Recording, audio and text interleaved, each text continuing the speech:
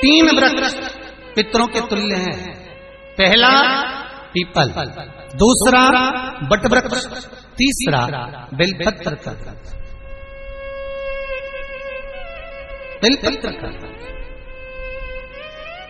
कभी अनायास श्राद्ध पक्ष में आप कुछ भी ना कर पाए, कुछ भी ना कर सकते हो, तो एक पत्ते के ऊपर कोई सा भी पत्ता ले लो, चाहे पान का ले हो, कोई पीपल का ले हो, कोई भी पत्ते के ऊपर एक पूड़ी, थोड़ा मीठा थोड़ा नमकीन रखकर अपनी कामना कर अपने पूर्वजों के लिए इन तीन वृक्ष के नीचे 16 श्राद्ध में किसी भी एक दिन आपको भोजन को रखकर रह जाइए। अपनी कामना कर सुख का अनुभव होगा, पितरों को शांति मिलेगी।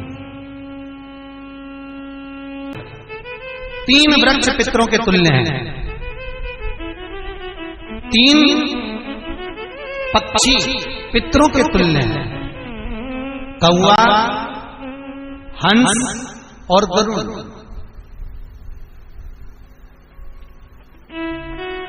एक कौवा और एक श्वान, कुत्ता, ये दो ऐसे होते हैं जिनको 20 मिनट पहले, आधे घंटे पहले, एक दिन पहले, 24 घंटे पहले, 48 घंटे पहले क्या होने वाला होता है, कौवे को और श्वान को भान हो जाता है।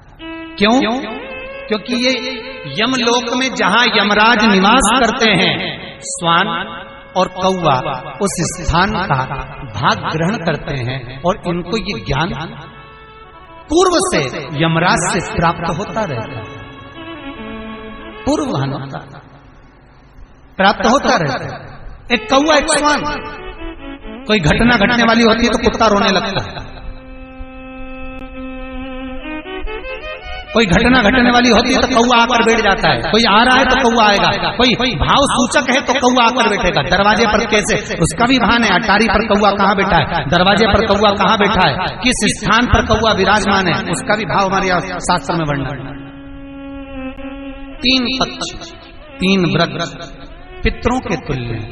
पक्षियों में कौवा, हंस और गरुड़, ये पितरों के तुल्य, जो अधोगति में मर जाते हैं, जिनको पिंड नहीं मिलता, तर्पण नहीं होता, ब्राह्मण का भोज नहीं मिल पाता, जो मर जाते हैं, जिनका अंतिम संस्कार तक नहीं होता, जिनकी गति बिगड़ जाती है, ऐसे जीव कौवे के अंश में प्रकट होते हैं, जो पूर्ण फल लेकर जाते हैं। पितृलोक में जगह नहीं होती, बैकुंठ में जगह नहीं होती, कहीं अगर जगह नहीं है देवलोक में, तो इनको कौवे के अंश में, गरुड़ के अंश में या हंस के अंश में डाल दिया जाता है।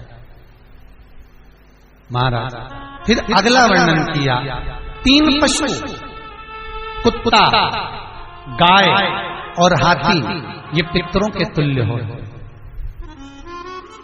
शिव महापुराण की कथा कहती है, अगर श्राद्ध पक्ष में गया नहीं जा सकते तो गाय के मुख में गयासुर ने वर दिया था कि गाय के मुख में अगर कोई गया नहीं आ पाएगा तो गयासुर 16 दिन गाय के मुख में निवास करेगा।